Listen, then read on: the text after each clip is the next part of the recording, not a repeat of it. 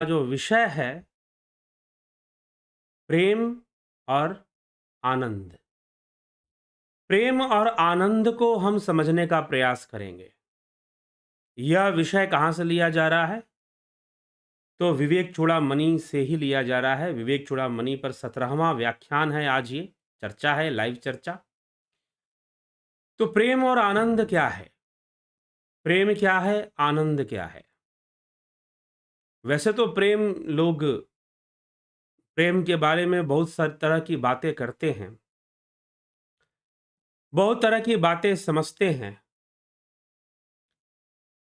लेकिन वास्तव में प्रेम क्या है और ये प्रेम और आनंद एक साथ क्यों लिया गया? प्रेम और आनंद यह विषय एक साथ क्यों लिया गया? क्योंकि आनंद ही तो लक्ष्य है। या फिर ये कहिए कि वास्तव में आनंद की अवस्था ही प्रेम से प्राप्त होती है या फिर प्रेम ही आनंद है। ये दोनों बातें समझनी है। तो आज हम इस चर्चा को करेंगे कि प्रेम क्या है, आनंद क्या है और दोनों का संबंध क्या है। एक बात बताइए कि जिस विषय में, चलिए विषय शब्द का प्रयोग हम ना करें, कुछ और शब्द का प्रयोग कर लेते हैं। किसी रिश्ते में, किसी नाते में या किसी वस्तु से, किसी भोजन से। एक भाई साहब थे कि मुझे अपनी चाची के हाथ का खाना बड़ा अच्छा लगता है। मैं उस भोजन से, वो भोजन मुझे बड़ा प्रिय है जो मेरी चाची बनाती हैं। तो मैंने कहा कि आपकी चाची कौन है? कहा कि नहीं, मैं अपनी चाची की बात नहीं कर रहा। किसकी चाची की बात कर रहे हैं?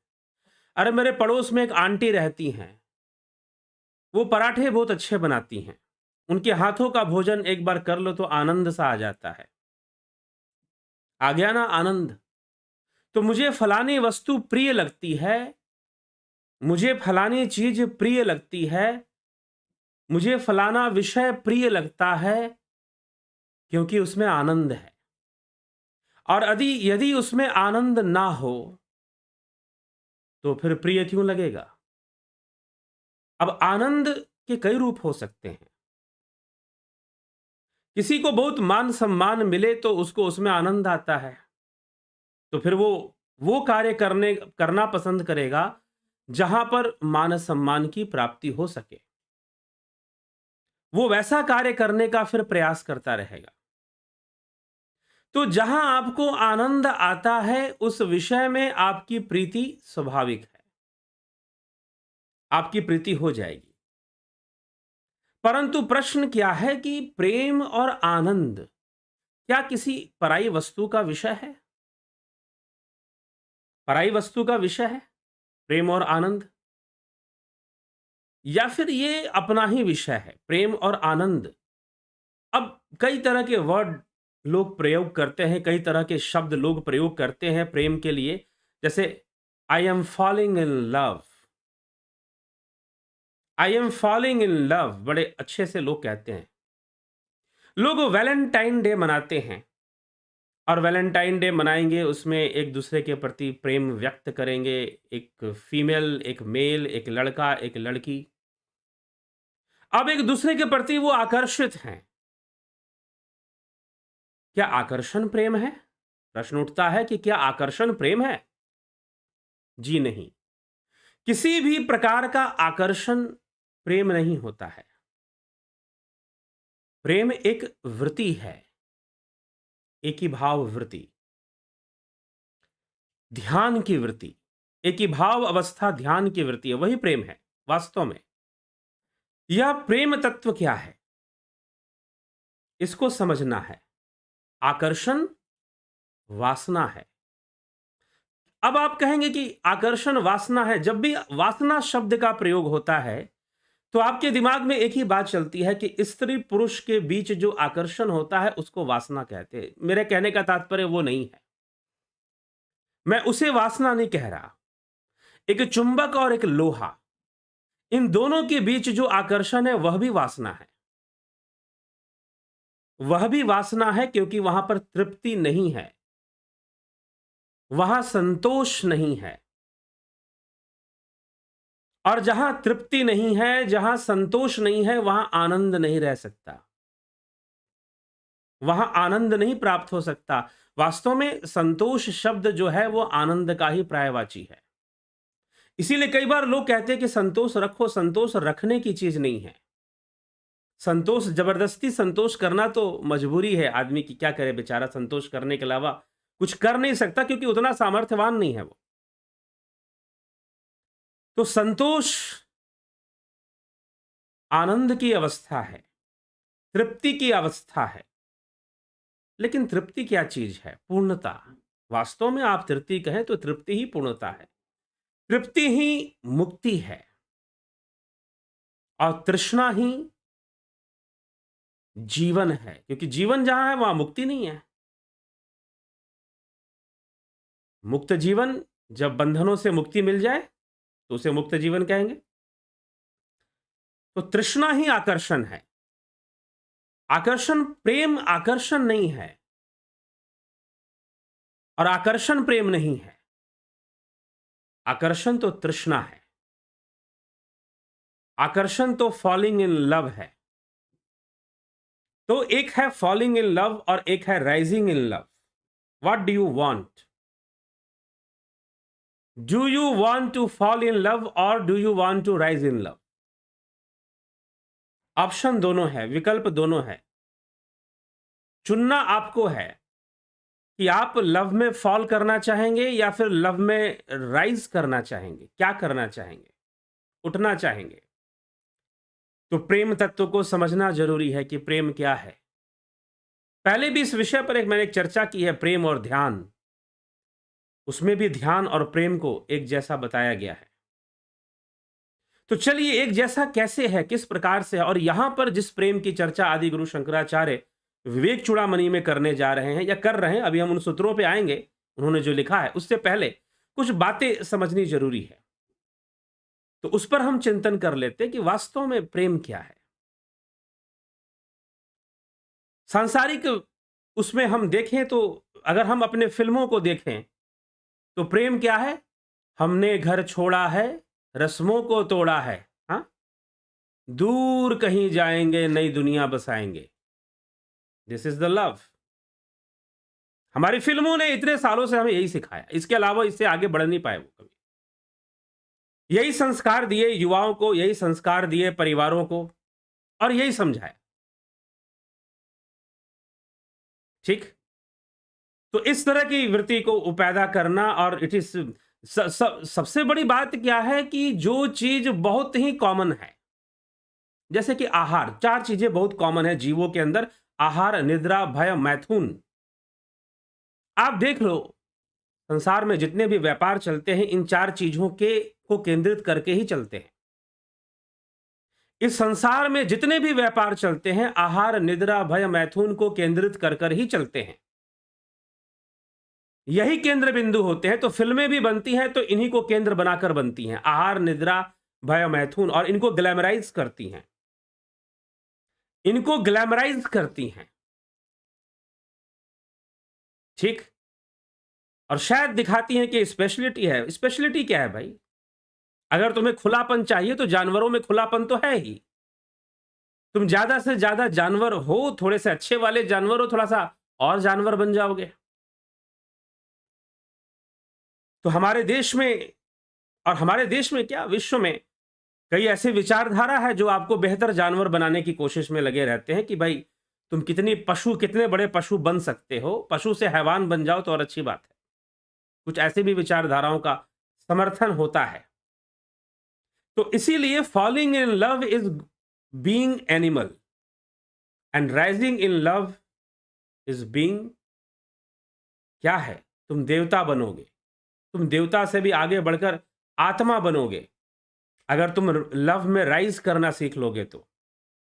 इसीलिए प्रेम की बातें, रिलेशनशिप की बातें, कई बार लोग मुझसे भी प्रश्न करते हैं, पूछते हैं, तो चर्चाएं होती हैं उन लोगों से जो रिलेशनशिप के टॉपिक्स पर चर्चा करते हैं। तो चलिए, एक बाहरी सांसारिक जब हम बात करते हैं तो उसमें कहीं ना कहीं एक आकर्षण होता है खास करके कहीं न कहीं एक तृष्णा होती है, कहीं न कहीं एक उतावलापन होता है, चाहे वो विशेष करके युवाओं के अंदर जो टीनेजर्स हैं और जो टीनेजर्स लगभग 15 साल की उम्र से लेकर 20-21 साल के एज के लोगों के बीच में जो होता है, वो उसका मुख्य केंद्र बिंदु आकर्षण ही होता है, जो कि प्राकृतिक है। प्राकृतिक है तो प्रकृति तो पाप पुण्य दोनों को साथ लेके चलती है, सुख दुख दोनों को साथ लेकर चलती है। तो वहां पर जिम्मेदारी की भावना नहीं होती, वहां पर बस भोग की भावना होती है, तृप्ति की भावना होती है कि हम, लेकिन तृप्ति हो नहीं पाती है। तृप्ति हो नहीं पाती है। मनुष्य का प्रेम कुछ इसी प्रकार का है संसार में, कि वो संसार में वो प्रेम ढूंढता है। वास्तव में प्रेम क्यों ढूंढता है? मनुष्य संसार में प्रेम चाहता क्यों है? क्योंकि उसे तृप्ति चाहिए, उसे आनंद चाहिए, उसे संतोष चाहिए। वो उसके कई फॉर्म हैं, उसके कई रूप हैं, ठीक ना? एक माँ अपने बच्चे को चाहती है, बच्चे से प्रेम करती है, बच्चा भी अपने माँ से प्रेम करता है, कि दोनों को एक दूसरे से मिलकर तृप्ति होती है, एक संतोष। वो जो संतोष की अवस्था है, वहां पे आनंद है, वो जो आनंद की अवस्था है, वही तो प्रेम है, वही तो प्रेम है। और जब माँ और बच्चा दोनों साथ नहीं, तो दोनों बेचैन होते हैं। बच्चा भी बेचैन रहता है अपनी माँ के लिए और माँ भी बेचैन रहती है। लेकिन यह सब एक उम्र तक ही चलता है। बच्चा जैसे ही बड़ा होता है, 5 साल से उसकी उम्र जैसे ही ज्यादा जाने लग जाती है, 10 साल तक आता है, इसमें बदलाव आना शुरू हो जाता है। 10, 12, 13 साल बीत गए और बदलाव आ जाता है। माँ के प्रति अभी भी उसका प्रेम होता है, लेकिन पहले जैसा नहीं रहता। प्रेम तो अभी भी है, अभी भी उसके आंसू बहते हैं माँ के लिए, लेकिन फिर उम्र बढ़ती है, 18 पहुंचता है, 16 पार करता है, और फिर अब माँ की जगह कुछ दूसरी चीजें भी उसे आकर्षित करना शुरू कर देती है। अब वो अपनी तृप्ति को वहां ढूंढता है, अब वो अपनी तृप्ति को वहां ढूंढता है। वास्तव में ये क्या चीज है? थोड़ा सा फिर से सांख्य के ऊपर चलते हैं।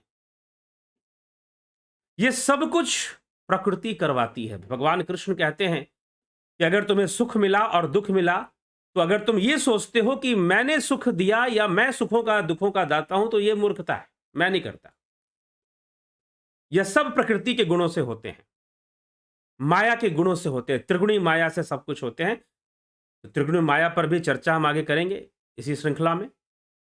सब कुछ उसी से होते हैं, लेकिन माया के जितने भी क्रियाकलाप हैं, प्रकृति सूयते सचराचरम, ऐसे करके 9वां अध्याय श्रीमद् भगवद गीता में श्री कृष्ण कहते हैं कि मेरी अध्यक्षता में, मेरे सकाश से प्रकृति रचना करती है। वास्तव में यह प्रेम और आनंद जो है, उस सकाश का ही रूप है।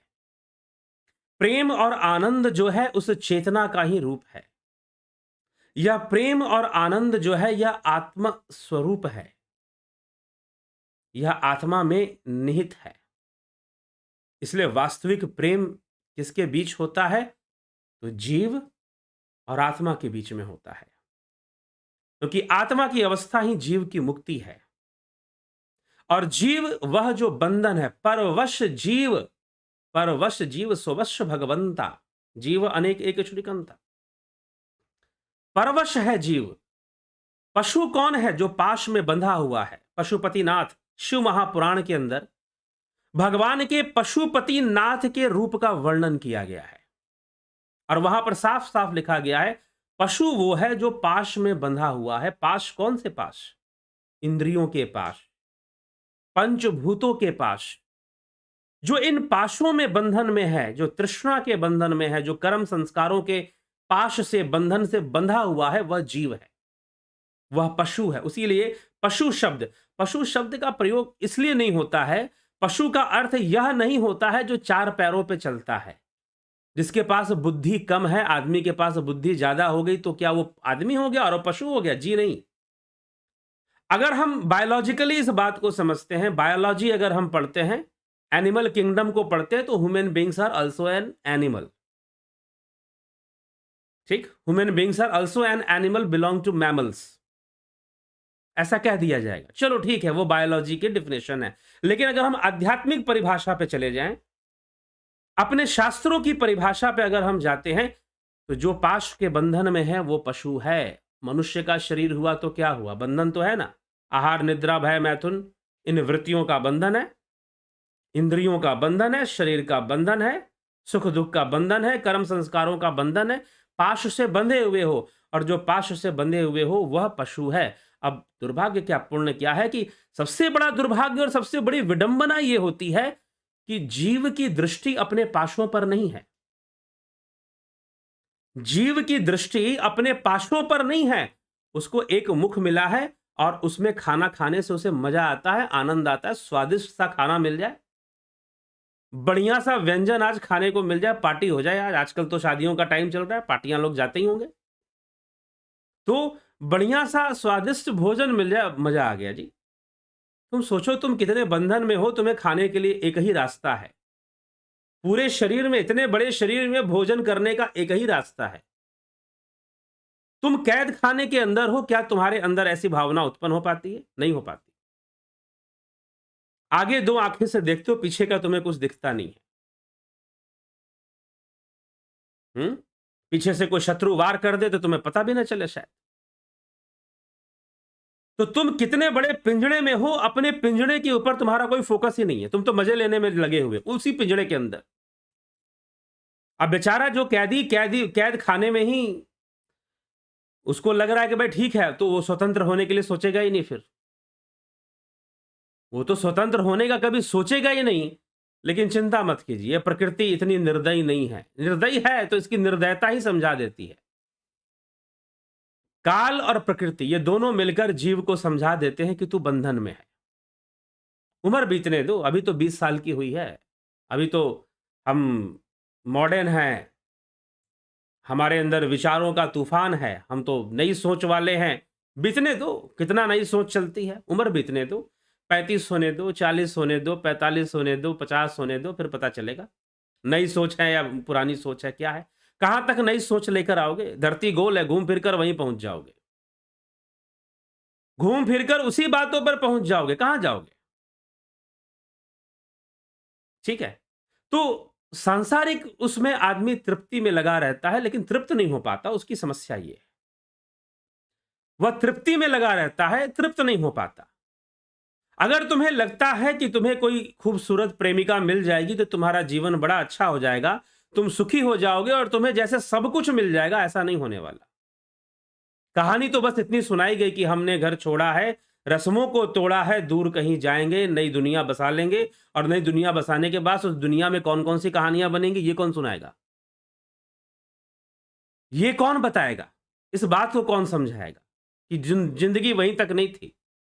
जिंदगी वहीं तक नहीं थी कि हमने घर छोड़ा है और रस्मों को तोड़ा है। जिंदगी वहीं तक नहीं थी, जिंदगी उसके बाद भी चलती है। अब प्रेम रहेगा कि नहीं रहेगा, टिकेगा कि नहीं टिकेगा, कैसे होगा?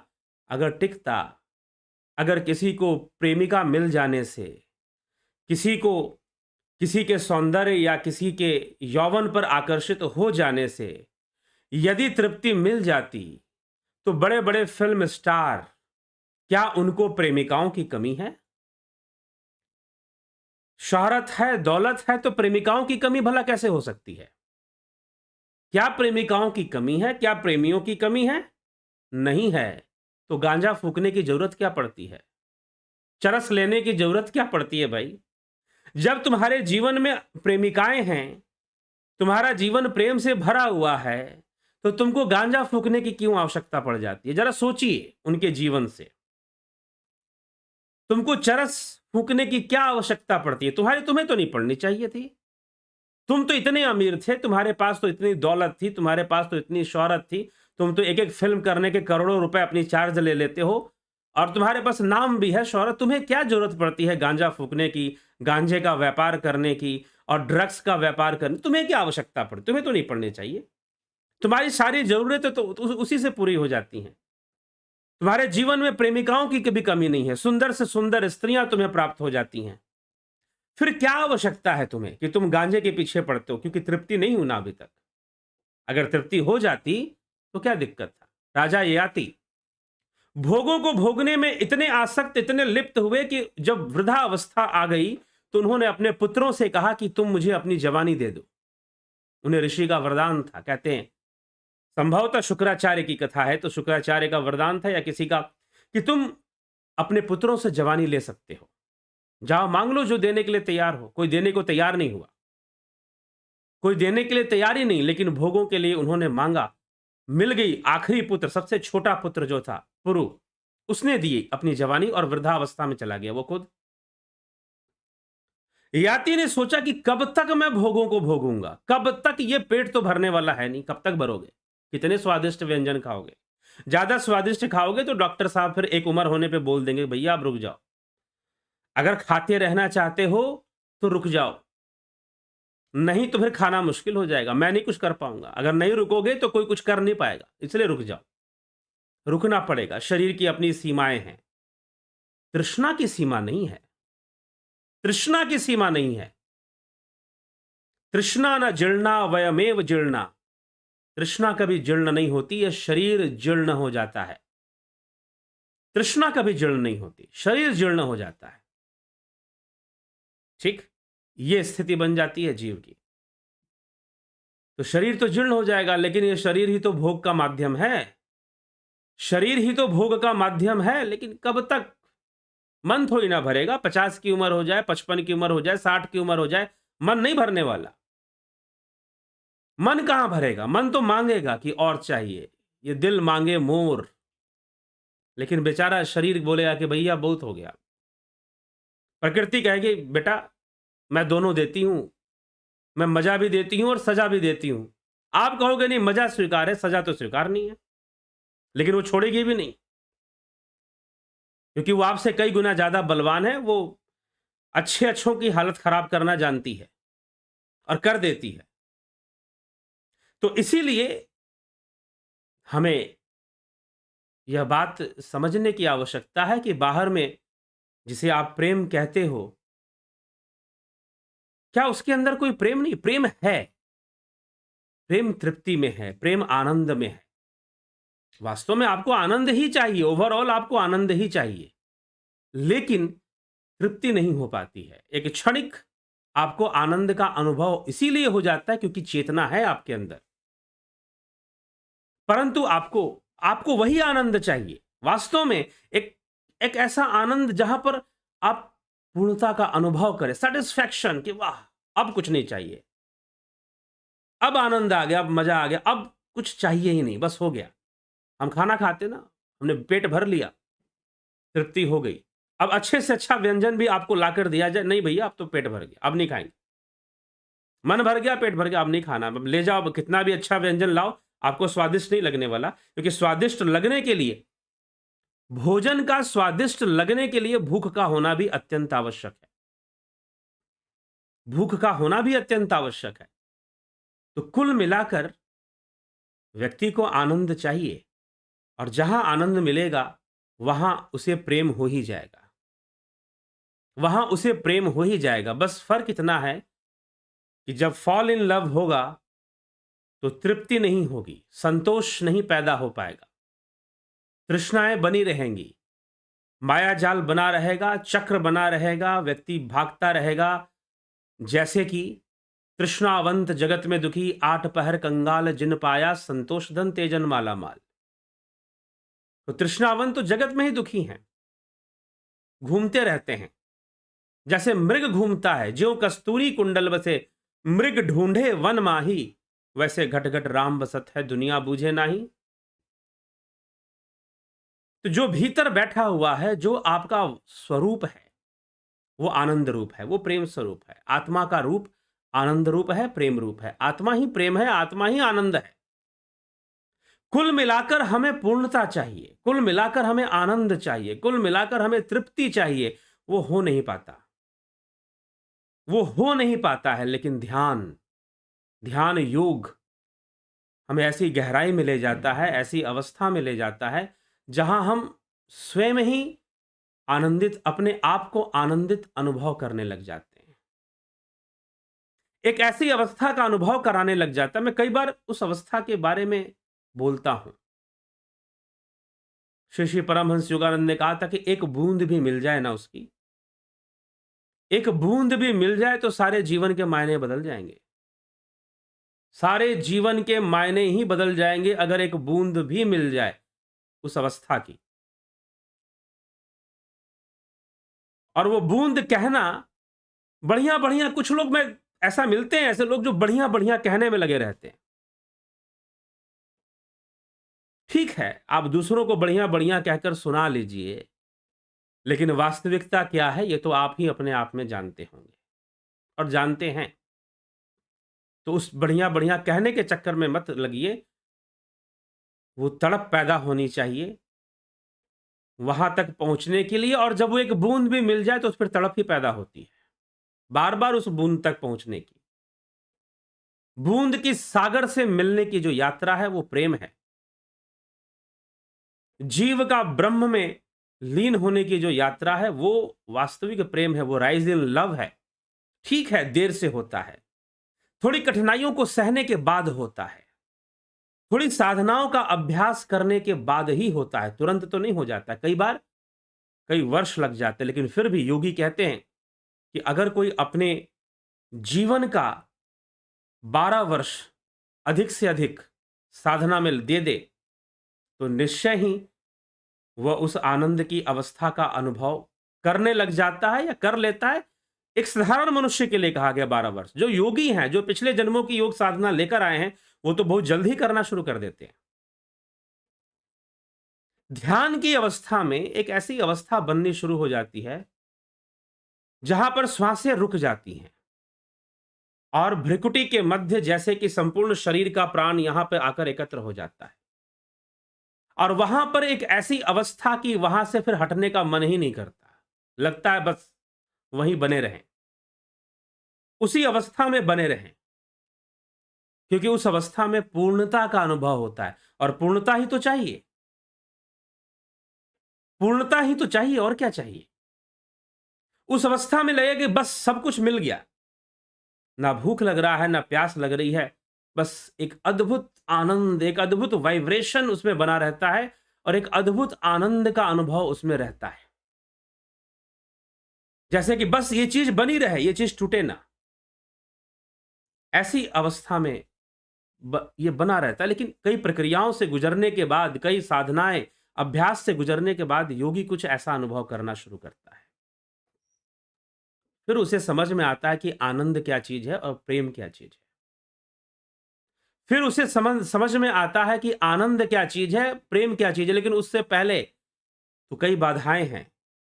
शरीर की बाधा है, वासनाओं की बाधा है, कई तरह की बाधाएं हैं। लेकिन हमारे शास्त्रों ने, ऋषियों ने इसीलिए जीवन जीने की कला दी। उन्होंने खाना खाने की कला दी, उन्होंने समाज में रहने की कला दी, उन्होंने भोगों को भोगने की कला दी कि तुम भोगों में इस प्रकार से लिप्त मत हो। भोगों को इस प्रकार से भोगो जिससे कि वो तुम्हें फॉल ना करवाएं, वो तुम्हारा पतन ना करवाएं। भोगों को भोगने के लिए मना नहीं किया, लेकिन कहा कि भोगो, लेकिन इस ढंग से जिससे कि तुम्हारा पतन ना हो। खाना खाओ इस ढंग से, पेट खराब ना हो, शरीर स्वस्थ रहे। स्वाद से खाओ, स्वादिष्ट भोजन करो, लेकिन स्वाद के चक्कर में शरीर खराब मत करो। तो ये पहले आदमी वो तो सीखे, फिर शनैः शनैः जब भोग सही से होंगे तो योग का मार्ग भी सही से होता है फिर। लेकिन मनुष्य भोगना ही नहीं जानता, पशु बन जाता है, पूरी तरह से बंधन से युक्त होकर जानवरों की तरह वो भोग में लग जाता है। भले उसको मनुष्य का शरीर मिला हो, उसके पास धन धान्य हो, उससे क्या फर्क पड़ता है तो उसका कर्म पशुतापूर्ण ही, बंधन से युक्त ही है सब कुछ। व्यक्ति एक आधार ले, यह शरीर बड़े भाग मानुष तन पावा, सुर दुर्लभ सदग्रंथि गावा, साधन धाम मोक्ष करे द्वारा। यह साधन है, यह धाम है, यह मोक्ष का द्वार है, यह शरीर है। इसका आधार लेकर अपनी साधना को, अपने ध्यान योग को शुरू करे। वह ध्यान योग ही प्रेम का मार्ग है। एक ऐसी अवस्था बन जाएगी जहां पर लगेगा कि बस ये जो अवस्था बनी है, इससे बढ़कर और क्या हो सकता है। यह अनुभव का विषय है। नहीं तो ढूंढो, संसार में लगे रहो, बहुत कुछ करो, नेतागिरी कर कर सुखी होना चाहते हो, नेतागिरी कर लो। बहुत बड़ी नौकरी कर कर सुखी होना चाहते हो, नौकरी कर लो। विवाह कर कर सुखी होना चाहते हो, विवाह कर लो और देख लो हो पाते हो कि नहीं हो पाते हो। ठीक है? क्योंकि समस्याएँ एक तो नहीं हैं, एक के बाद दूसरी आ जाएँगी। पता चलेगा कि विवाह तो किया था, शायद वो नहीं करते तो अच्छा था, इतनी बड़ी समस्या ही नहीं आती। अनेकों चीज़ें हैं। ठीक? इसलिए जब तक अभ्यास नहीं करोगे, तब तक कहाँ से? जब तक आत्मा की यात्रा नहीं शुरू होगी, तब तक वो तृप्ति नहीं होगी। तब तक वो तृप्ति नहीं होगी। इसीलिए स्वामी राम कहते हैं, स्वामी राम तीर्थ, दिल के आईने में है तस्वीर यार की, जब जरा गर्दन झुकाई और देख ली। कहीं बाहर नहीं है। अपने प्रियतम को देखना है तो अपने भीतर देखो, और प्रियतम है कौन? आदि गुरु शंकराचार्य इस पर वर्णन करते हैं। प्रियतम कौन है? अगर अपने प्रियतम को देखना है, सच्चे प्रियतम को, तो अपने भीतर ही तुम देख पाओगे,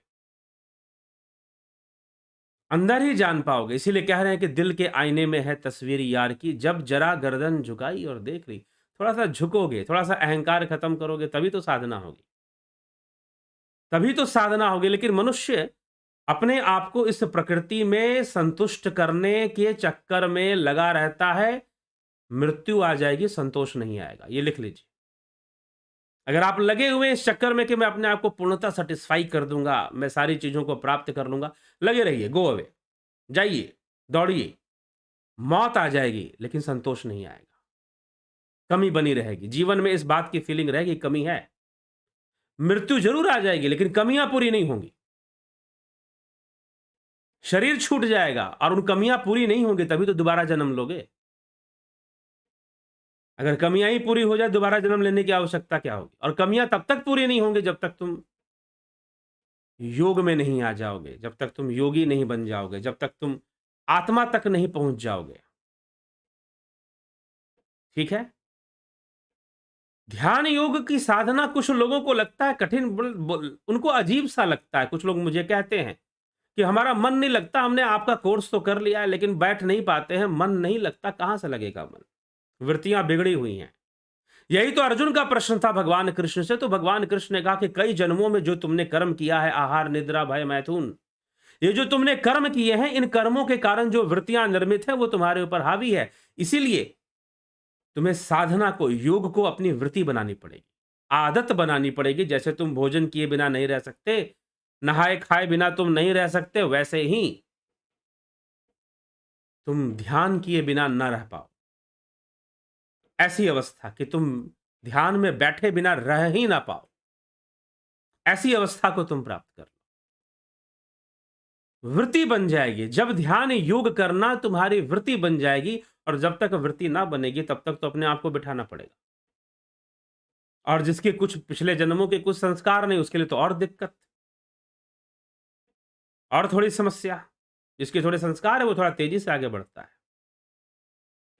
आगे बढ़ता है, आनंद लूटता है। वो उसके आनंद उसके व्यक्तित्व में झलकना शुरू होगा। वो ढिंढोरा पीटने का, आजकल मैं कई गुरुओं के चेलों को देखता हूं, वो अपने अनुभूतियों और कई चीजों का ढिंढोरा पीटना शुरू कर देते हैं। और ढिंढोरा पीटने से पता चल जाता है कि अनुभूति होती भी नहीं है तो भी सुन सुनकर बोलते हैं एक दूसरे का, ना भी हो तो भी बोलेंगे।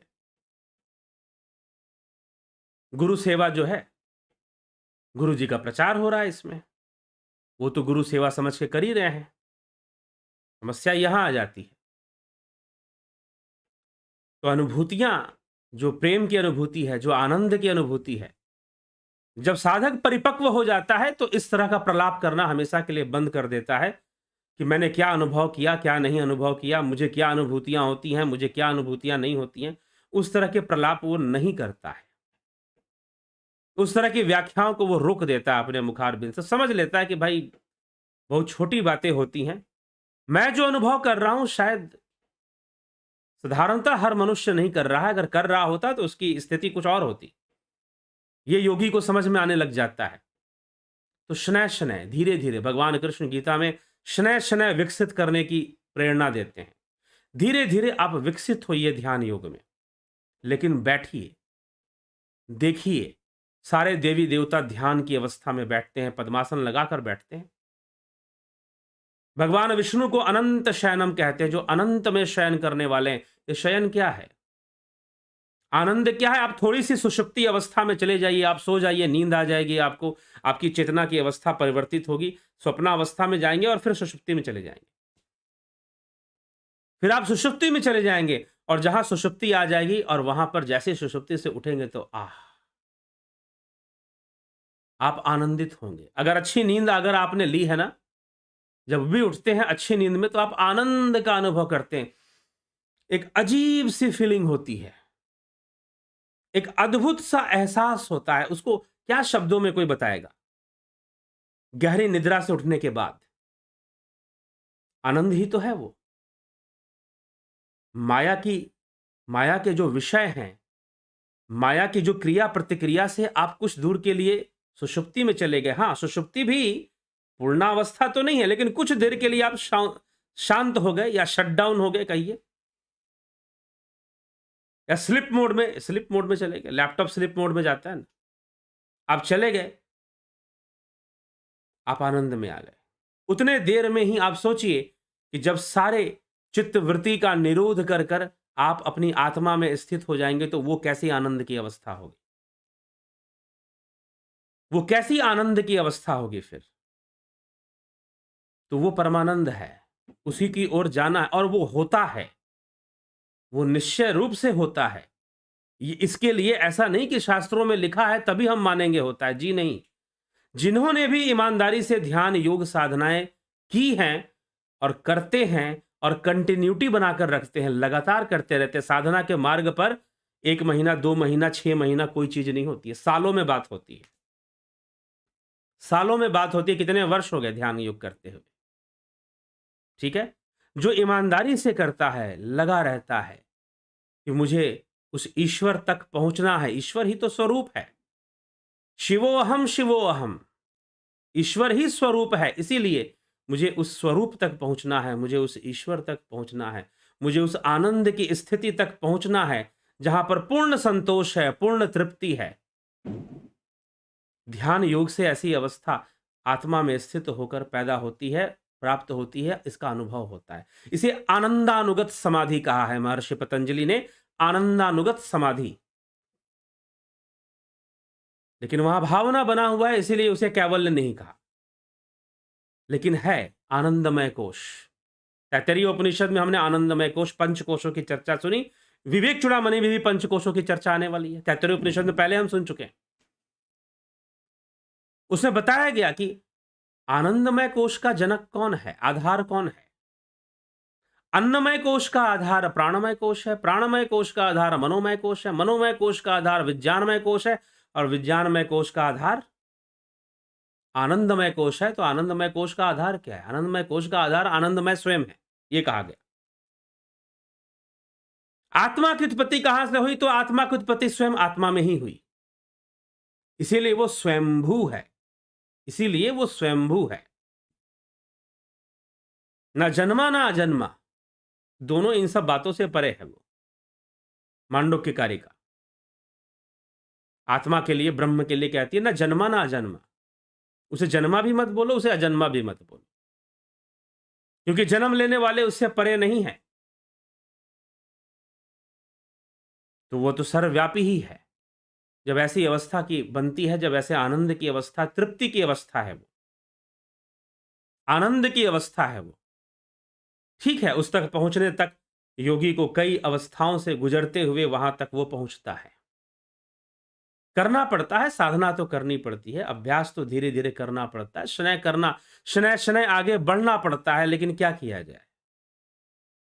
दुर्भाग्यपूर्ण है कि लोग जो है सही रास्ते का ध्यान न लेकर कुछ और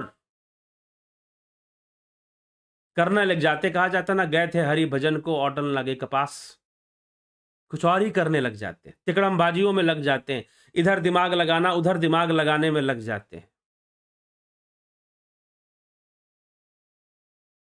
अभी मुझे किसी ने बोला कि फलानी संस्था वाले जो है वो आपका प्रवचन बंद करवाना चाहते हैं। कोई संस्था है, उन्होंने नाम लेकर बोला कि फलानी संस्था वाले कहते हैं कि भाई इनका ये काम बंद करवाना है। अरे भाई साधना कर लो, ध्यान योग कर लो थोड़ा सा, अब चेलों को लगा दिया उसी काम में, बेचारे चेले अब क्या करें? ठीक ना? वो तो गए थे अपने कल्याण के लिए। अब उनको समझा दिया गया, बेटा तू साधना कर चाहे मत कर, गुरु सेवा करेगा ना, चुटकी में कल्याण होगा। गुरु सेवा कर, तेरा चुटकी में कल्याण हो जाएगा, उसका हो गया, उसका। अरे भैया, कल्याण कौन सी अवस्था होती है तुमने देखा था? मोक्ष कौन सी अवस्था होती है तुमने देखा था? नहीं, ये भीतर की अवस्था है, ये निजी विषय है। तुम बाहर से उदाहरण लेकर समझना चाहते हो। है, क्योंकि स्वतंत्रता है, मुक्ति है, बंधनों से मुक्ति है, हमें मुक्त होना है। हमने बंधनों का अनुभव कर लिया है, तो मुक्त होने की कामना भी स्वाभाविक है। यही मुमुक्षुता है, मुक्त होने की इच्छा ही मुमुक्षुता है। और यह इच्छा तो होनी ही चाहिए, क्योंकि जीव बिना इच्छा के नहीं होता। कई लोग उपदेश देते हैं कि कोई कामना मत करो, कोई इच्छा मत करो, सारी इच्छाओं को खत्म कर दो। एक महात्मा जी बोल रहे थे, मैंने उनसे नहीं सुना, उनके चेले से सुना। उनके चेले को यह सिखाया गया, गुरु ने सिखाया कि तुम कोई कामना मत करो, तुम किसी चीज की इच्छा मत रखो, तुम मोक्ष की भी इच्छा मत रखो। तो किसी चीज की इच्छा मत रखो, किसी चीज का। फिर जीवन क्या है? जीवन ही इच्छा है, जीवन का नाम ही कामना है। वो तो होगा, प्रकृति पैदा कर ही देगी, तुम कहां तक नहीं करोगे। भूख लगेगी तो कामना करोगे भोजन की, कि कब भोजन मिल जाए। प्रकृति का दबाव है। तुम कहां तक, हर मामले में, आहार, निद्रा, भय, मैथुन, इन चारों में प्रकृति का दबाव है। इसलिए गोस्वामी तुलसीदास जी कहते हैं कि आज तक ऐसा कोई नहीं हुआ जो कामदेव के बाण से जो घायल ना हुआ हो, चाहे कोई बड़ा से बड़ा ऋषि हो, मुनि हो, कुछ भी हो।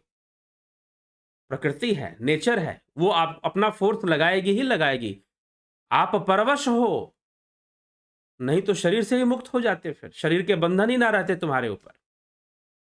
है, इसीलिए तो जीवन जीना सीखना है। तो कामना तो तुम्हारे अंदर है ही, इच्छाएं तो तुम्हारे अंदर है ही। अगर तुम ये कहोगे कि कोई कामना ना करो, कोई संकल्प मत लो, तो कम से कम कुछ ना संकल्प लेने का तो संकल्प लोगे। कम से कम तुम कोई इच्छा ना करो, तो कम से कम कुछ ना इच्छा करने की तो इच्छा रखोगे। इच्छा तो कर ही रहे हो तुम, क्योंकि जीवत्व है। जब तक इच्छा है, जब तक कामना है, तब तक जीवत्व है, नहीं तो तुम ब्रह्म हो। फिर अगर तुम ब्रह्म ना हुए तो इसका मतलब तुम जीव हो, और तुम्हारे अंदर कामनाएं भी हैं, तुम्हारे अंदर इच्छाएं भी हैं। ये सारी चीजें तुम्हारे भीतर हैं ही। इसीलिए आवश्यकता है नो द आर्ट, कला को सीखिए। इस जीवन जीने की कला, वास्तव में जीवन जीने की कला है क्या? इन भोगों के साथ, संसार के साथ कैसे डील करना है, how to cope with world, sensual world. ये जो आर्ट है, इसको सीखिए, इसको जानिए, और साथ में इस शरीर का प्रयोग योग में करिए, क्योंकि मनुष्य जीवन योग के लिए ही, इसकी सार्थकता योग में है। इसीलिए इसे साधन धाम मोक्ष करी द्वारा कहा गया, कि साधन है, धाम है, मोक्ष का द्वार है। तो बहुत बड़ी बड़ी बातें, बहुत बड़ी बड़ी चीजें कई बार बहुत महत्वपूर्ण और छोटी लगने वाली बातों पर पर्दा डाल देती हैं। इसलिए बी प्रैक्टिकल। प्रैक्टिकल होते हुए, और हमारे शास्त्र इसीलिए हर विषय पर वो चर्चा करते हैं, हर विषय पर वो चर्चा करते हैं और समझाने की कोशिश करते हैं। इसीलिए संसार में रहते हुए, सही तरीके से रहते हुए, ध्यान योग का अभ्यास व्यक्ति को करना ही चाहिए, आगे बढ़ना ही चाहिए, और स्वरूप की उपलब्धि उसे करनी ही चाहिए। आत्मस्थिति के लिए उसे अग्रसर होना ही चाहिए। यही उसके जीवन का लक्ष्य है। प्रेम और आनंद ही जीवन का लक्ष्य है, इसमें कोई संशय नहीं है। बस दिशा गलत हो जाती है। आप फॉल इन लव करने लग जाते हो, आपको राइज इन लव करना था। आप फॉल इन लव करने लग जाते हो, आपको राइज इन लव करना था। आप कुछ और करने लग जाते हो। राधा और कृष्ण का संबंध कैसा? कहानी लंबी है, लेकिन फिर भी शॉर्ट में सुना देता हूं, क्योंकि प्रेम के ऊपर है। क्या हुआ कि जब व्याधराज ने भगवान कृष्ण के चरणों पर बाण मारे, श्री कृष्ण बैठे हुए थे वृक्ष की शाखा पर, और व्याधराज ने जब बाण मारे, तो कृष्ण ने हाय कर कर चीख उनके मुख से एक निकली। व्याध को लगा कि भाई मैंने किसी मनुष्य को मार दिया है, पक्षी समझकर मनुष्य पर बाण चल गया है। वो गए वहां पर, देखे तो साक्षात द्वारकाधीश।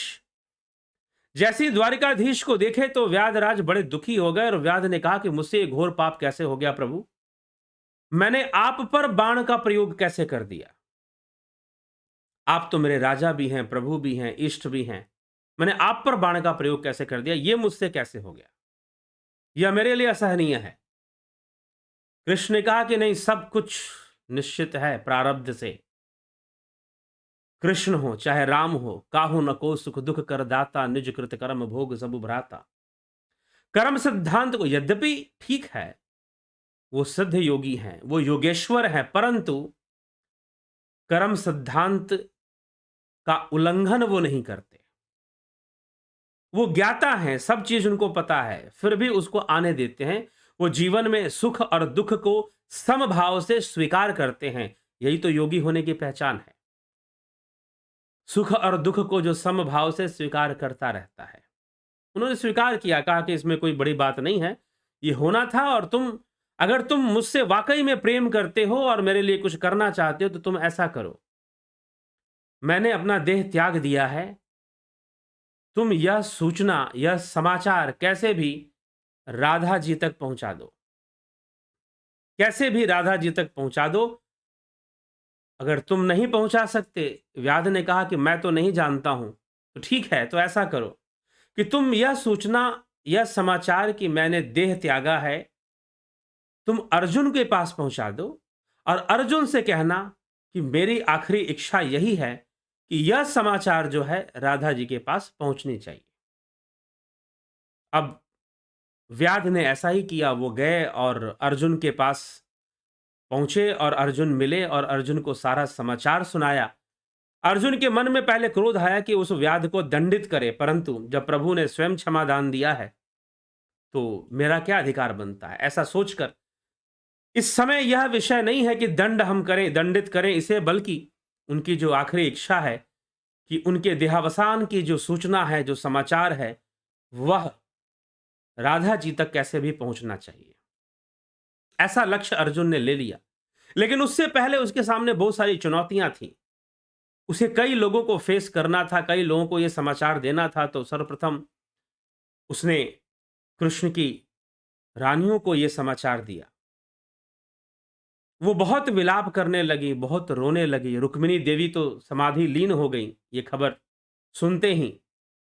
दूसरी रानियां सत्यभामा, कालिंदी आदि और दूसरी कई रानियां जो है विलाप करने लगी, रोने लगी, बहुत रोई, बहुत विलाप किया। इतना क्रंदन अर्जुन से देखा नहीं गया।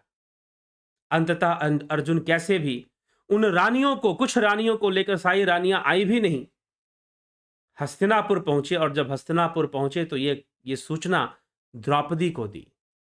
जब द्रौपदी को दी तो द्रौपदी ने भी बहुत विलाप किया, बहुत रोया और अर्जुन को बहुत भला बुरा कहा। अर्जुन अंदर से हिल गया। उसने सोचा कि जब द्रौपदी की ये स्थिति है, वो कृष्ण से इतना प्रेम करती थी, तो जिसका नाम स्वयं कृष्ण ने अंत समय में लिया है, वो कृष्ण से कितना प्रेम करती होगी और कृष्ण उससे कितना प्रेम करते होंगे। और जब वो रोएगी तो मैं देख नहीं पाऊंगा, मैं देख नहीं पाऊंगा। अर्जुन के मन में ऐसी विचारधारा आ गई और उसने सोचा कि मुझसे ये काम नहीं हो पाएगा। इतने लोगों को खबर पहुंचाना, उनका रोना धोना सुनना, उनका पश्चाताप सुनना, सब पछताते रहे कृष्ण की ये बात कि हे कृष्ण, अगर आप आज होते तो ऐसा होता, वैसा होता। सोच सोच कर लोग रो रहे हैं, विलाप कर रहे हैं। और फिर अर्जुन ने हथियार डाल दिया कि मुझसे नहीं होगा, मैं नहीं कर पाऊंगा ये काम। कौन कर सकता है? तो उद्धव जी राधा जी को पहले से जानते हैं, पहले से परिचय रखते हैं। मैं तो राधा जी से मिला भी नहीं, जानता भी नहीं, सही से उनको नाम ही सुना है उनका। तो अर्जुन ने कहा कि उद्धव जी ये काम बहुत अच्छे से कर सकते हैं, और उद्धव जी को ये जिम्मेदारी दी कि उद्धव जी आप मुझसे बड़े भी हैं, ज्यादा ज्ञानी भी हैं, और राधा जी को आप बेहतर तरीके से जानते हैं, उन्हें समझा सकते हैं। आप जाकर जो है उन्हें ये सूचना दीजिए, ये समाचार दीजिए। उद्धव जी कहते ठीक है, जब प्रभु की ऐसी इच्छा है तो मैं जरूर करूंगा, ये तो फिर सेवा कार्य बन जाता, मैं जाऊंगा इसके लिए, ठीक है। तो उद्धव जी ने ये ज़िम्मेदारी ले ली और पहले वो अक्रूर के पास गए, अक्रूर जी को समाचार बताई, वो भी बहुत विलाप किए और वहाँ से चलते-चलते ब्रज की भूमि पर उन्होंने कदम रखा, राधा जी के पास उधर पहुँचे और राधा जी के पास पहुँचकर राधा जी भी कहते हैं कि गर्ग संहिता के अनुसार राधा जी कृष्ण से भी बड़ी थी उम्र में, वृद्धावस्था को प्राप्त हो गई थी। उद्धव भी लगभग वृद्ध ही थे। वो काल है जब लोगों की आयु बहुत लंबी हुआ करती थी। तो वहां पर पहुंचे और वहां पर पहुंचकर देखने लगे कि राधा जी को कब बताया जाए। राधा जी तो अपने मस्त रहती हैं, अपनी साधना में, अपने ध्यान में, अपने योग में, अपनी भक्ति में वो मस्त रहती है, बाकी दुनिया से कोई लेना देना उनका नहीं है। उनके पति की मृत्यु हो चुकी है। पति कौन? उनका जो पति था। कृष्ण और राधा का संबंध क्या है, यही तो समझना है। उनके जो वास्तविक पति थे, कृष्ण और राधा का प्रेम का रूप ही कुछ और था। ये उद्धव जानते थे, लेकिन फिर भी उद्धव जी ने अर्जुन से सुना कि द्रौपदी ने बहुत विलाप किया, सब रो रहे हैं, तो राधा जी भी बहुत रोएंगे, विलाप करेंगी। थोड़ी सी एक माहौल हो, जब राधा जी गंभीर अवस्था में होंगी तो मैं ये समाचार दूंगा।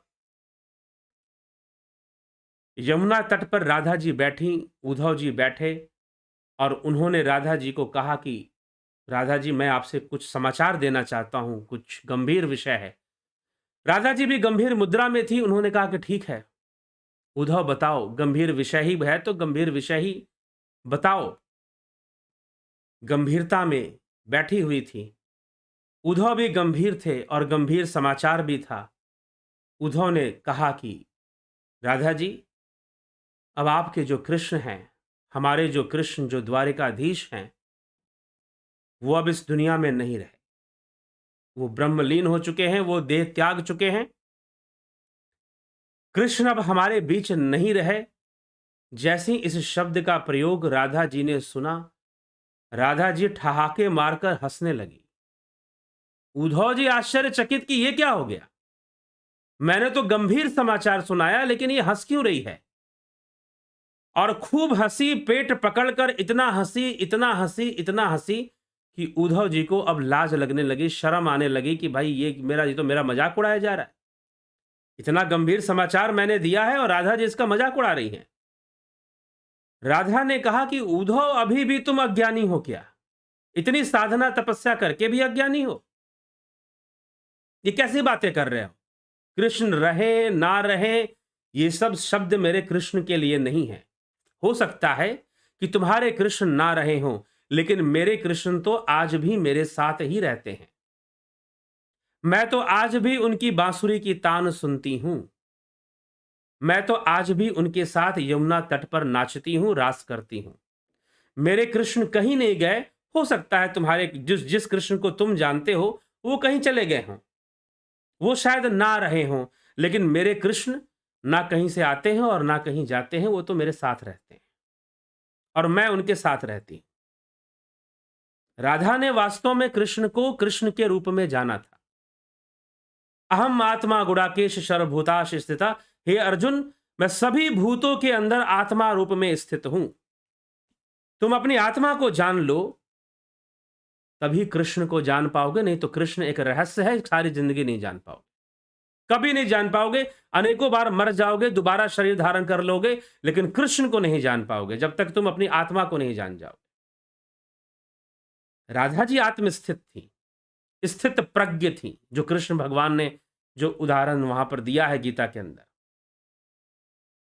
इसलिए उनको हंसी आई कि तुम ये क्या बातें करते हो, कैसी बातें करते हो, कैसी मूर्खतापूर्ण बातें हैं। ये कृष्ण नहीं रहे। कृष्ण का देहावसान, कैसा देहावसान? कौन से कृष्ण? कहां चले गए? भगवान कृष्ण तो यही शिक्षा देना चाहते थे राधा जी के माध्यम से। इसीलिए तो राधा जी का नाम लिया, क्योंकि भाई राधा ही जानती थी कि कृष्ण है क्या। राधा ही जानती थी कि कृष्ण है क्या। तो राधा जी का जो लव था वो राइजिंग लव था, वो फॉल इन लव नहीं था। ठीक है, वो राइजिंग लव था, वो फॉल इन लव नहीं था राधा जी का प्रेम। तो इसीलिए यह बातें हमें प्रेम और आनंद का जो विषय है, समझने का विषय है, नहीं समझेंगे तो फिर जीवन नरक बन सकता है, समझ गए तो जीवन स्वर्ग बन जाए।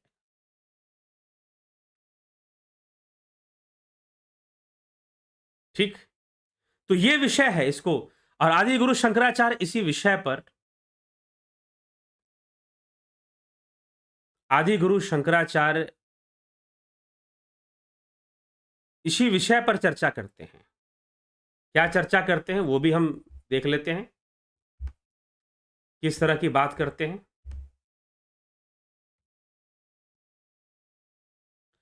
तो आदि गुरु शंकराचार्य विवेक चूड़ामणि में जो सूत्र देते हैं इस विषय में, वो क्या कहते हैं? प्रेम की आत्मर्थता पर चर्चा करते हैं।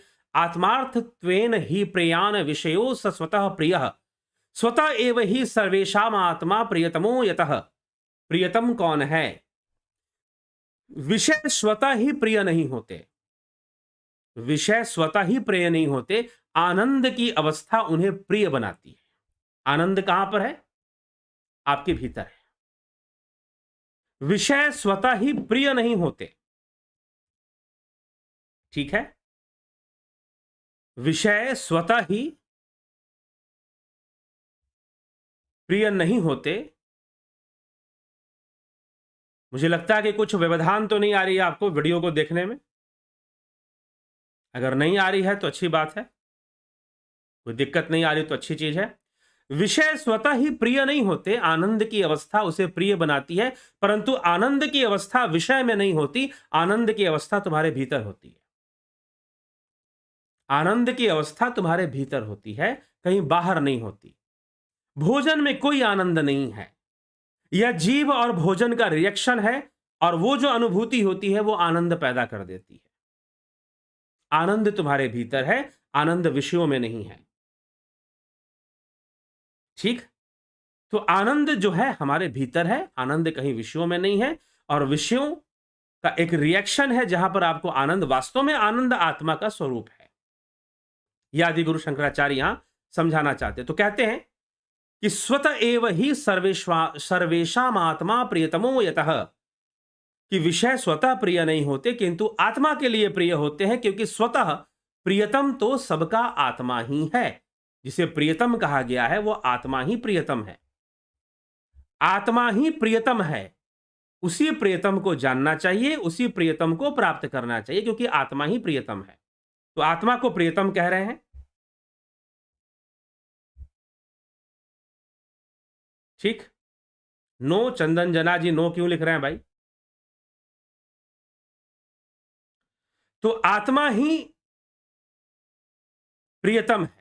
ठीक है, कोई दिक्कत नहीं, बहुत अच्छी बात है। मुझे ऐसा लगा कि शायद कोई दिक्कत है। तो आत्मा ही प्रियतम है और आत्मा में ही लीन होना है, यही विषय है मुख्य रूप से। तो आत्मा ही प्रियतम है।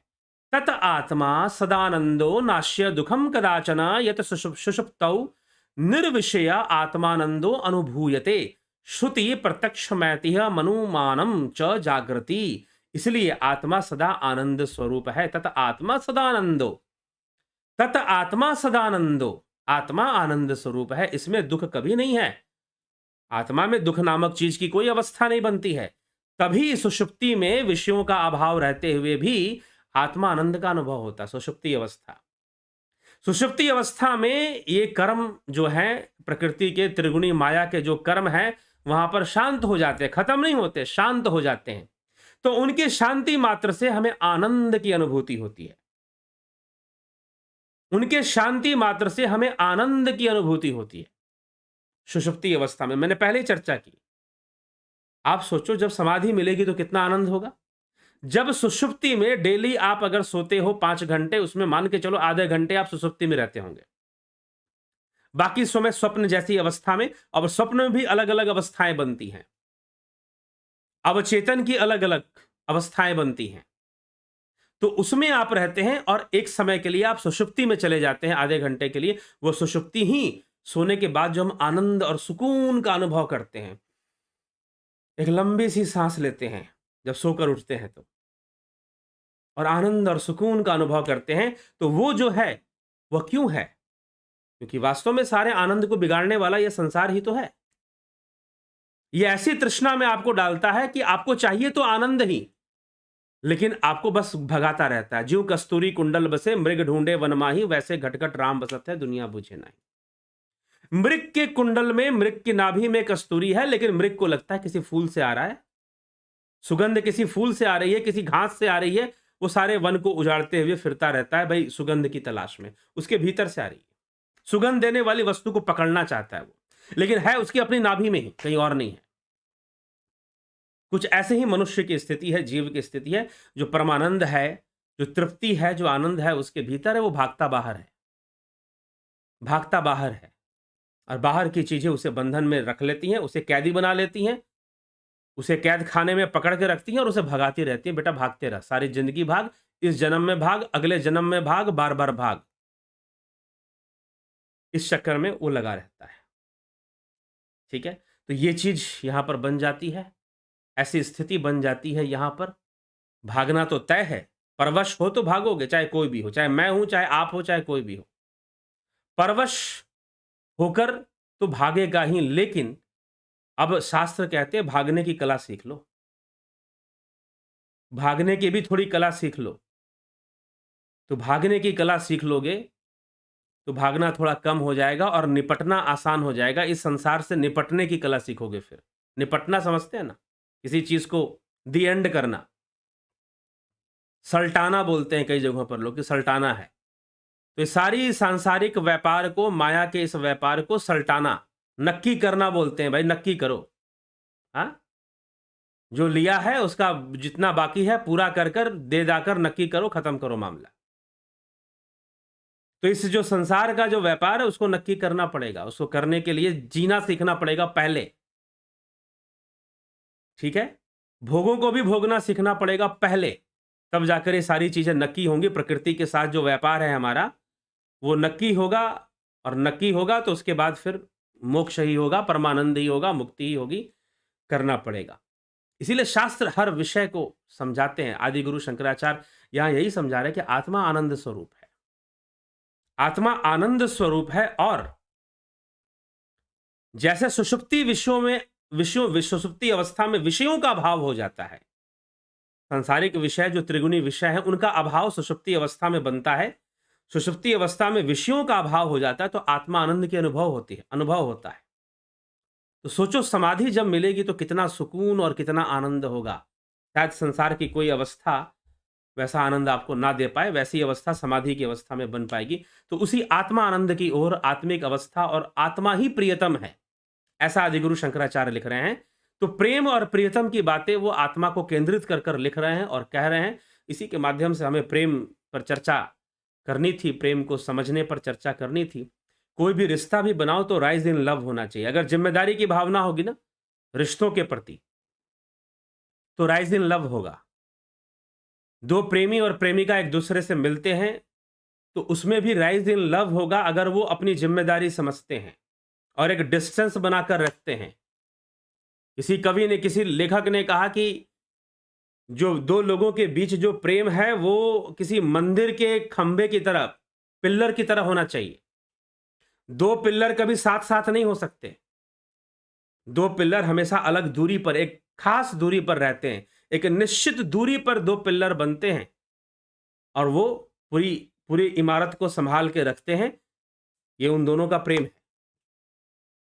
तो रिश्ते भी एक जिम्मेदारियां होती हैं, और एक जब वो होता है तो प्रेम चलता है, प्रेम निभता है, लंबा चलता है, लंबा निभता है, और वो राइज इन लव होता है, फॉल इन लव नहीं होता है। तो फॉल इन लव से बचिए, राइज इन लव को समझिए, और वो बिना आत्मा के, बिना ध्यान योग की ओर आगे बढ़े, वो सब संभव नहीं है। तो फॉल इन लव को छोड़िए और राइज इन लव को पकड़ना सीखिए।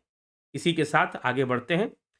लंबी व्याख्या है, आपके कमेंट्स बहुत ज़्यादा हैं, सबको पढ़ पाना शायद संभव ना हो पाए, समय ना दे पाए, फिर भी कोशिश करते हैं। चलिए, हरिमोहन गुप्ता जी, पहला टिप्पणी है अपना। गुरु जी प्रणाम। गीता में कहा है पुराने वस्त्र निकाल के नवाब वस्त्र, अच्छा नया वस्त्र, नवीन वस्त्र, नूतन वस्त्र, ठीक है, अच्छी बात है। नूतन वस्त्र पहनती है जीव, इसका मतलब मरने के पहले घोंसला तैयार होता है। अरे भाई, बात आप वस्त्रों की कर रहे हैं, घोंसला कहां से आ गया? घोंसला तैयार होता है क्या? यह सही है, भगवान ने वस्त्रों की तो बात की है, लेकिन ये घोंसला शब्द का प्रयोग आप कर रहे हैं, तो इसका तात्पर्य आप समझा दीजिए कि आपने घोंसला शब्द का प्रयोग किस रूप में किया है, ठीक है? तो फिर इसका उत्तर थोड़ा दिया जाए। मतलब मरने के पहले घोंसला तैयार होता है। क्या कहना चाहते हैं घोंसला? हाँ, मरने के पहले उसका आगे का जीवन तैयार होता है, बिल्कुल तैयार होता है। ठीक है? जिस भावनाओं में वो मरने वाला है, वो उसके आगे का जीवन को निश्चित कर देगा कि जिसमें उसको जाना है। ठीक है? तो यह माना जा सकता है, लेकिन पहले घोंसला तैयार होता है, ये घोंसला शब्द का अभिप्राय सही से नहीं समझ में आ रहा। ठीक है, चलिए कोई बात नहीं, बलदाऊ नाथ योगी जी। अब क्योंकि लोगों को शब्द ज्ञान इतना है कि और काव्य और साहित्यिकी से ही ये सब शब्द प्रयोग होते हैं, मैं उतना ज्ञानी नहीं हूँ और ना ही उतना साहित्य को जानता हूँ। तो कई बार लोगों के कमेंट पढ़ता हूँ, तो मुझे लगता है कि भाई वाक़ई में ये लोग बहुत बड़े साहित्यकार टाइप के लोग हैं और बहुत बड़े ज्ञानी टाइप के लोग हैं, मैं छोटा हूँ बहुत उनकी तुलना में। थोड़ा बहुत जो जानता हूँ, समझता हूँ, यूट्यूब पे बताता हूँ, इसके अलावा और कोई बात नहीं है।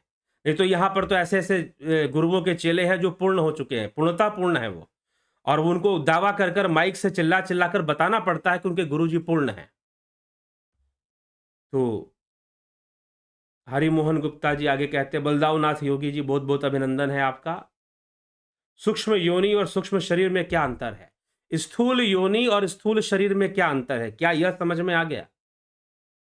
स्थूल योनि और स्थूल शरीर में क्या अंतर है? अगर यह समझ में आ गया, तो सूक्ष्म योनि और सूक्ष्म शरीर में क्या अंतर है, समझना कोई बड़ी बात नहीं। यह भी जैसे कि स्थूल शरीर में किसी का मनुष्य का शरीर है, किसी का कुत्ते का शरीर है, तो उनकी अलग-अलग योनियाँ भी बनती हैं। वैसे ही सूक्ष्म शरीर में कर्म के आधार पर, संस्कारों के आधार पर, क्योंकि सूक्ष्म शरीर में कर्म, संस्कार, अविद्या और इंद्रियां रहती हैं, तो उसी के आधार पर योनियां बनती हैं। देव योनि है, नरकों की योनि है, प्रेत योनि है, देव योनि है, यक्ष योनि है, गंधर्व योनि है, ये सूक्ष्म योनियां हैं सारी। ठीक, सूक्ष्म शरीर में कर्म इंद्रियां होती हैं, तो नर मादा कैसे होता है? सूक्ष्म शरीर से होता है। उनकी कामनाएं स्थूल शरीर से जुड़ी रहती हैं और स्थूल शरीर से कामनाएं जुड़ी रहने के कारण उनके अंदर नर और मादा होने की भावनाएं भी जुड़ी रहती हैं। ठीक है, तो जब वैसी भावना जुड़ी रहती है, वैसे संस्कार बने रहते हैं, तो फिर वो नर मादा भी होते हैं फिर सूक्ष्म शरीर में। ठीक है, हाँ ठीक है, स्थूल इंद्रियों के हिसाब से नहीं होते, लेकिन वो भावनाएं तो है ना, वो आसक्तियां तो है ना शरीर के अंदर, तो वो होती रहती हैं। ये तो बहुत वो बात है, कई लोग इसका अनुभव भी करते हैं। जो नर मादा वाली बात बोल रहे हैं, कई लोग हैं जो सूक्ष्म योनियों में और सूक्ष्म योनि के प्रति ऐसा अनुभव करते हैं, नर मादा वाली बातें। ठीक, चलिए जी, कृपया समझाएं, नाराज मत होना, समझ नहीं आ रहा है इसलिए पूछा। ये लिखने की कोई जरूरत नहीं है कि नाराज मत होना, ये लिख देने मात्र से आपका इंटेंशन कुछ और नजर आ रहा है। भले कि हालांकि मैंने आपके ऊपर कमेंट को पहले ही पढ़ लिया और उसके बारे में बता दिया, लेकिन ये लिखने की कोई आवश्यकता नहीं है कि नाराज मत होना। ठीक है, मतलब शायद आप कुछ ऐसा लिख रहे हैं जो जिसमें कोई व्यक्ति नाराज हो सकता है, आपको खुद ऐसा प्रतीत हो रहा है, खुद आपको ऐसा लग रहा है, तो ठीक है, आप अपनी तरफ से ध्यान रखिए कि ऐसे कमेंट मत करिए जिससे कोई नाराज हो सकता है। तो यही चीज है, नरमादा सिंपल सी बात है। सूक्ष्म शरीर पर हरिमोहन गुप्ता जी बहुत सारे व्याख्यान चैनल पर हैं और उन हर व्याख्यान में बताया गया है कि भावनाओं, संस्कारों, कर्म के आधार पर ही सूक्ष्म शरीर कार्य करता है। तो जब वैसे कर्म हैं, वैसे संस्कार हैं, तो वासनाएं भी होती हैं सूक्ष्म शरीर में, तो नरमादा क्यों नहीं होंगे? नरमादा भी हो जाएंगे फिर।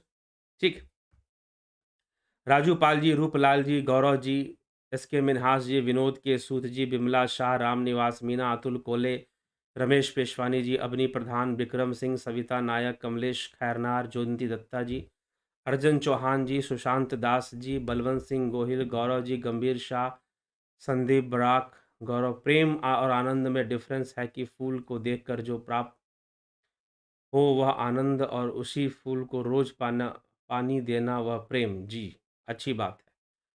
तो शंकर प्रसाद जी, संयुक्ता पटेल, रचना जी, राजेंद्र प्रसाद रस्तोगी, जयराम जी, गुरुजी, मृत्यु के बाद और नया जन्म मिलने के पूर्व आत्मा कहाँ जाती है? मृत्यु के बाद आत्मा कहीं ना आती है, आत्मा ना कहीं से जाती है। ठीक है, आत्मा जहाँ है सर्वव्यापी तत्व है, वो सर्वव्यापी अवस्था में ही रहती है। और जो सर्वव्यापी है वो कहाँ आएगा और कहाँ जाएगा, सोचो। ठीक ना? आप कहो कि नदी समुंदर में पानी कहाँ से आ रहा है, पानी कहाँ जा रहा है? समुंदर में पानी है, वो जाएगा कहाँ और आएगा कहाँ? जहाँ देखोगे समंदर में पानी ही पानी है। तो ये चीज़ है। चलो स्थूल विषय है तो उसका आना-जाना तो है, लेकिन आत्मा का आना-जाना नहीं है। प्रेम में कोई वियोग नहीं होता, प्रेम ही अंतिम योग है, अंतिम मिलन है। जो मोक्ष के बाद आत्मा का क्या होता है? आत्मा का क्या होगा? आत्मा आत्मा है, आत्मा का मोक्ष होता ही नहीं है। आनंद शुक्ला जी, आत्मा का मोक्ष नहीं होता, जीव का मोक्ष होता है। जीव बंधन में है, आत्मा तो मुक्त है, उसका मोक्ष क्यों होने लगा? जीव का मोक्ष होगा। गयावली शर्मा जी, स्मिता सावंत जी, रियल फैक्ट चंदन जना जी, तो हाथों में बना हुआ खाना बहुत अच्छा लगता है। सविता नायक जी, सर्वोत्तम साधना करना बताते हैं। सविता मनीष देव जी, सर्वोत्तम साधना करना बताते हैं। जो कह रहे हैं वो हमें कोर्स करके पाया है। जी हाँ, जो भी कहा जाता है वो कोर्स में अगर ध्यान योग की बातें की जाती हैं, आपको मिलेंगे वैसे। संदीप अरोड़ा, भिखू कुचाड़िया, निशु चौहान जी, दीपा मैकलिस्टर जी, सविता नायक जी, अनुभूति आत्मसंतोष उड़ने जैसा बहुत बहुत हुआ है मुझे। अच्छा, माह में सभी श्रोता इसका लाभ प्राप्त करें। ध्यान योग का लाभ प्राप्त करने के लिए सविता नायक जी सबको सलाह दे रही हैं कि आप ध्यान योग करके आनंद की प्राप्ति करें। संभला जी, गणेश पवार जी ने ध्यान योग का कोर्स किया है। जयप्रकाश यादव जी, बहुत अभिनंदन। कुछ संत कहते हैं ईश्वर की का ज्ञान क्षण मात्र में हो सकता है, किंतु पहले स्वयं का ज्ञान होना चाहिए। कुछ क्षण मात्र में ईश्वर का ज्ञान स्वयं से ही स्वयंभू तक पहुंचा जाएगा, तो टाइम तो लगेगा उसमें। हाँ, ज्ञान क्षण मात्र में होता है, एक अलग विषय है, लेकिन उस क्षण मात्र तक पहुंचने के लिए, तो यात्रा करनी पड़ेगी। गौतम दास जी, एसपी सैनी जी, जयप्रकाश यादव, शिवम भट्ट जी, त्रुटि हो गई, क्या त्रुटि हो गई जी उपरोक्त शब्दों में? नहीं जी, कोई बात नहीं। शिवम भट्ट, जया पांडे, बहुत अभिनंदन। स्मिता सावंत, संदीप, जेपी गुज्जर, संदीप अरोड़ा, सब साधक ध्यान योग के मार्ग पर चलता है तो क्या तब भी प्रकृति उस पर भोगों का भोगने के लिए वो तो डालती रहेगी। ध्यान मार्ग पर चलेगा तो क्यों नहीं डालेगी? डालेगी। जैसे जैसे परिपक्व हो जाएगा वैसे वैसे दबाव कम हो जाएगा। क्षमा करें, सबके कमेंट लंबे लंबे नहीं पढ़ पाएंगे।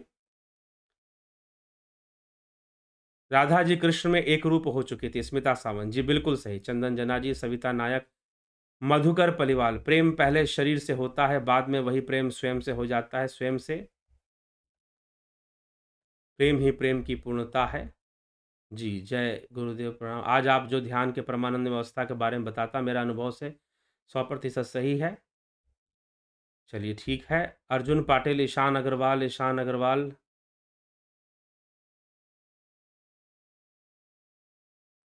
पहले कोई आखिरी नाम लेना है तो क्या लेकर मरे? देवी देवता की सिद्धि करके गृहस्थ जीवन जीकर कुछ साल धन संचय करके निराकार के नियम लेना कैसा रहेगा? इंतजार मत कीजिए, कर्मों में धन है तो आ ही जाएगा, क्यों चिंता करते हैं? विवेक राघव जी, जयराम जी, पंकज सोनी जी, कारण शरीर कैसे बनता है? कैसे बनता है? कर्म और संस्कारों से बनता है। चर्चा आएगी विवेक चूड़ामणि में, कारण शरीर की चर्चा आएगी। जय सच्चिदानंद, अजीत अपराजित जी, बहुत बहुत अभिनंदन आप सभी का। जुड़े रहे, बने रहे। कल फिर आध्यात्मिक विषय लेकर, विवेक चूड़ामणि से आगे बढ़ते हुए आगे के विषय लेकर कल फिर उपस्थित होंगे 9 बजे। जुड़िए और इसका पूरा पूरा लाभ उठाइए। बहुत बहुत आभार आप सभी का।